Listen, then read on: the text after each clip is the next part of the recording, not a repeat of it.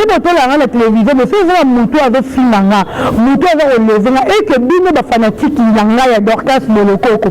Mais moi dit que mouton avait dérangé bino na Finanga. C'est de moi le porter plainte. Comment les Anglais porté que fanatique n'a de bino bolinaranga, mais moi que mouton avait les tellement à trop, mais préféré mon canisaye. Pour avoir de Kenya. Parce que nous, salami côté, on va faire le goal. Les fanatiques qui fait le goal, les gens qui va voir Souane Bimé, qui a fait le goal, à même pas la projet. Moi, on a bien vu, la minute, faire le goal à un projet qui était organisé à Kiampiana. C'est qui les fanatiques qui a fait le goal là. Oh, besoin d'andara, bon, Monique. Quel est les éminents? Avez dérangé Bino. Mettez la mission, mettez le padre. Bon, non, c'est pour l'angote, oui, vous avez les droits. Il y a quoi que porter plainte, c'est reçu d'ailleurs. Allez, pourquoi finir à faire le goal? Pourquoi il y a des droits à Bino? Mais ok, faire le goal à Bino, quand il faut faire le goal à Azan, à Tawanate.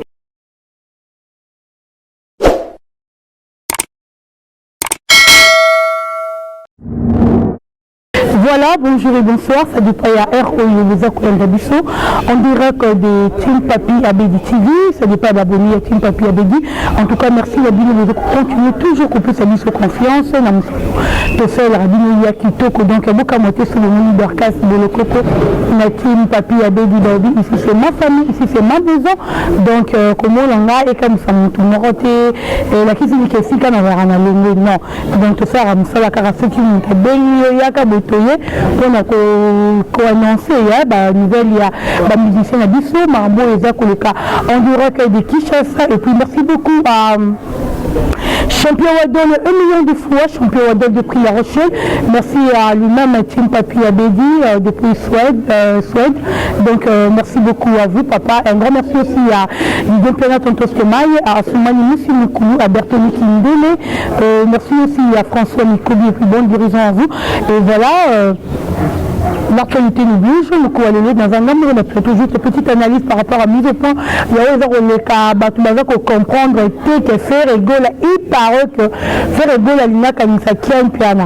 Donc, non, il a juste rappelé fanatique, tout, il n'y a pas Hervé, fanatique, tout, il y a fait rigolo, fanatique, tout, il y a les padres, au Gaulois, n'a Gaulois, tout, il n'y a pas Hervé. Faire rigolo, Azan, attend, il y a organisé un piano. Là, il faut que nous retenir en nous.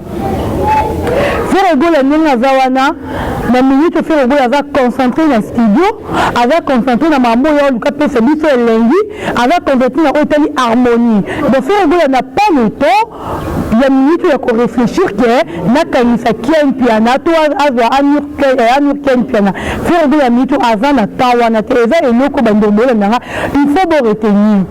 Nous avons la télévision, mais c'est un mouton avec Finanga, mouton avec le et que bino ba fanatique Yanga ya Dorcas Molokoko. Mais moi dit que mouton avait dérangé bino na Finanga. C'est de moi le porter plainte. Comment les Anglais porté que les fanatiques n'a de bino bolinaranga, mais moi dit que mouton avait les tellement à trop, mais préféré mon canisaye. Pour avoir de Kenya. Parce que nous, salami côté, on va faire le goal. Les fanatiques qui a fait le goal, les gens qui va voir Souane Bimé, qui a fait le goal à même pas la projet. Moi, on a bien vu, la minute, faire le goal à un projet qui était organisé à Kiampiana. Avec pensé à ton amour, c'est son fanatique de faire rigolo. Le fanatique qui a fait rigolo à Ndé, moi je dis que Moutouan avait dérangé Bango, Moutouan avait qu'on fait la musicien à Bango à tout moment, à chaque fois avec qu'on ridiculise le musicien à Bango, Ndé Bango s'est décidé que cette fois-ci, il s'est fait Ken Piana. Donc il s'est Ken Piana et Tali fait rigolo à thé. Moi la nuit, il a fait rigolo à Marie parce que fait rigolo à Mito avait pensé mambo mususu.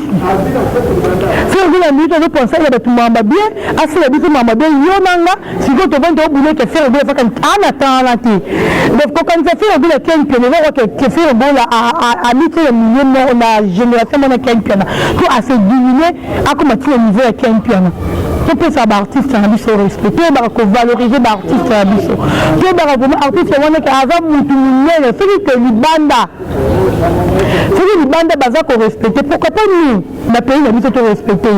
C'est que bana bazo banga et pourquoi pas biso ana Congo na biso to banga faire réguler to respecter et loko wana faut to retenir en ngana bino to yeba yango to linga ko mélanger faire réguler tena batu quoi peut-être ba kian piano mais je suis pas là pour inciter kian piano non mais au fin la kian piano parce que relation ngana kian piano bino na bino boye bien au télé ta ngana kian piano tu vois bonne relation kian piano c'est un frère à moi il m'a aussi aidé mais au fin la tena na ligne était que batu c'est comme si le kian piano a vu mutu na bango c'est comme mutu na ba zira kiti c'est un petit niveau à niveau non on peut même faire rigoler débiter hein donc il faut qu'on a photo yeba aucun faire rigoler aucun ça c'est comme si faire rigoler comme une mesure mon a qu'un parce que faire rigoler la rose n'a jamais mesure mon a qu'un ni niveau mon a qu'un et nous on a fait retenir en nous donc azana tawanate à faire rigoler azana tawanate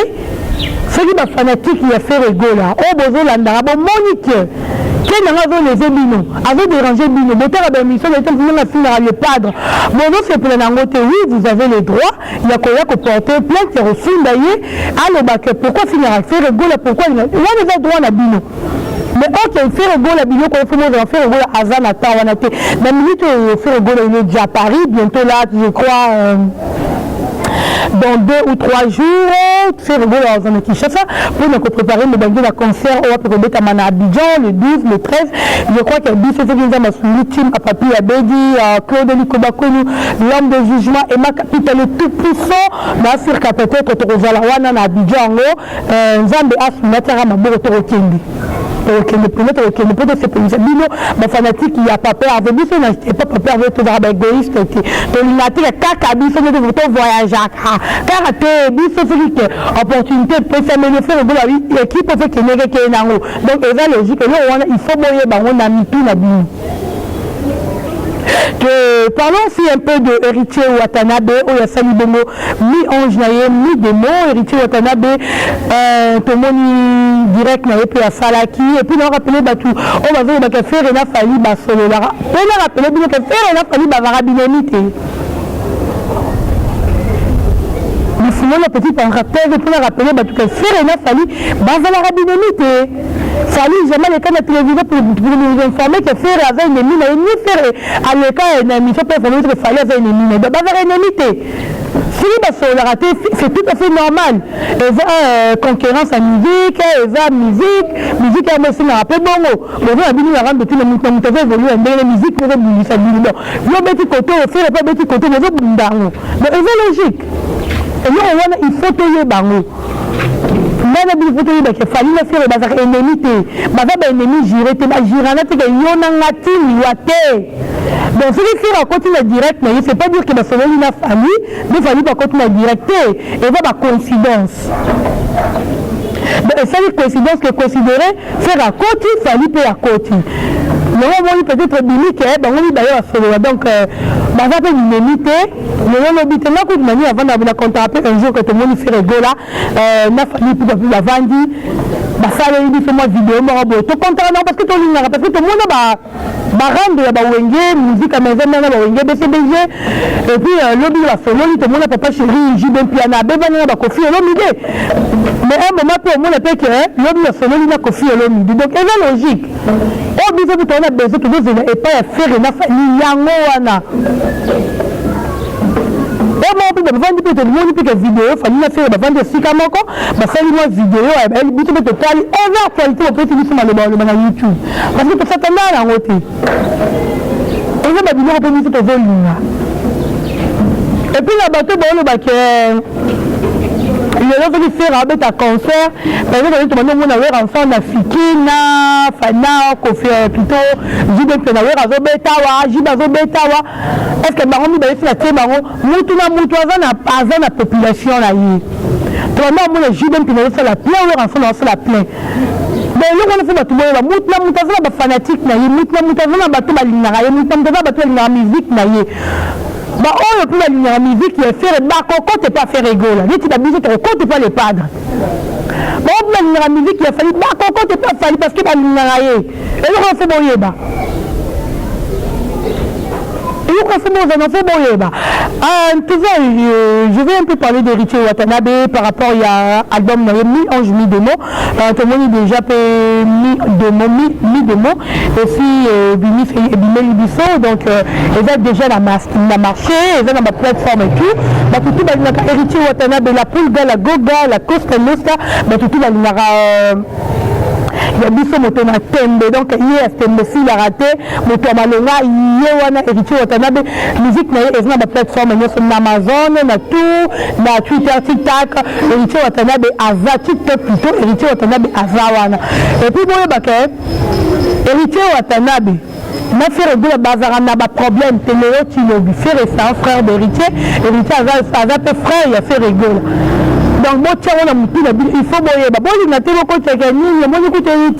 après, ce qui fait, Abimi Saki disque, le plutôt générique, on a les 18, c'était pour épauler aussi Héritier Watanabe. Et nous, on a fait ah non, on a comme Héritier Watanabe parce que c'est un monsieur qui me respecte bien, à respecter un gars, et puis moi, si je le respecte, je me dis que ça bientôt, on doit payer aux jusqu'à la Wenge, au fur et à mesure qu'ils avaient ensemble, trop jongo, jusqu'à la bille. Donc, il y a beaucoup de baquets. Moto, de comparaison. Que on va faire le boulot comparaison, comparer même musicien mort que l'unité. Faire le boulot avec le padre, avec la maquilla, champion, à retirer à la champion, à refaire à la champion. Et nous, il faut nous voir, on a mis tout la bille.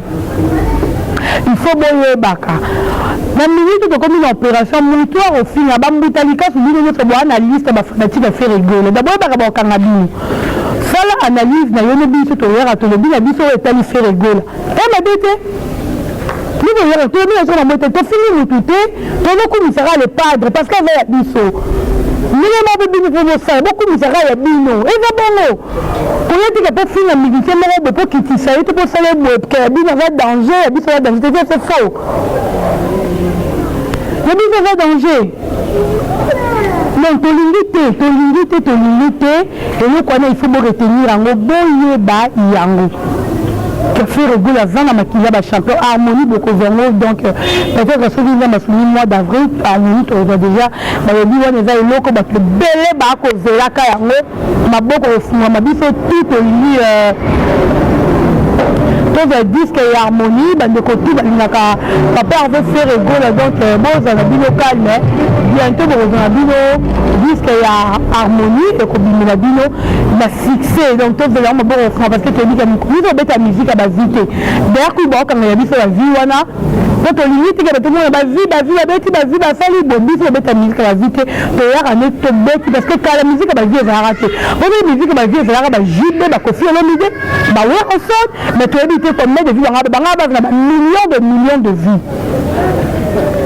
Mais le autrement la 21e siècle tout le monde musique à vie donc biso to beti il aura fait rigoler avant tu as la musicien avant la besoin de musique à la vie avant la besoin de passer biso banzembo ya bien donc là wana il faut boyer bango na mutu na bino merci na bandeko tout besoin qui branché en direct de Team Papi Abedi merci à lui-même Papi Abedi merci à vous de Chris Fred merci aussi à Champion Wadol 1 million de fois, merci à ma fille Adassa qui est derrière moi c'est à Pembe, merci à Charlène Ikonda, merci à ma famille, à la famille Bolokoko, merci à Bino, Bandeko tout beau s'abonner massivement, Claude Luko Bakweni, merci beaucoup, abonnez-vous, Team Papi Abedi Balobi, Awande Makambu, Makota te Barata, Basabona te Barata, au nom de l'orchestre Bolokoko, Moutou Molinami, Team Papi Abedi, Awande Makambu, vous s'abonnez massivement à la chaîne Oyo,